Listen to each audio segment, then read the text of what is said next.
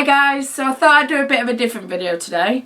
I've just upgraded to a new phone, an iPhone 6s Plus, and I've been having a bit of trouble doing the sound.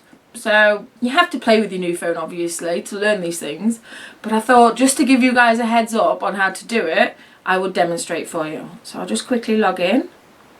Right, so obviously you do the first option, which is the going up and down, which makes the ringer louder. But if, like me, you couldn't hear anybody when they actually rang and you couldn't hear them in your ear, all you have to do, when it's brand new obviously, is peel that off and you can hear them perfectly through your lovely earpiece there.